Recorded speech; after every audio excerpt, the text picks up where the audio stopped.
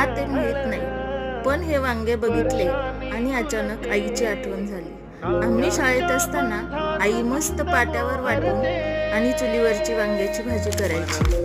कुठलेही गरम मसाले नाही आणि अगदी कमी साहित्यात छान चमचमीत वांग्याची भाजी करायची. पण आता मी पण लगेच आईकडे जाऊ शकत नाही आणि आई पण इथे येऊ शकत नाही, म्हणून म्हटलं चला आपणच तशी वांग्याची भाजी करूयात.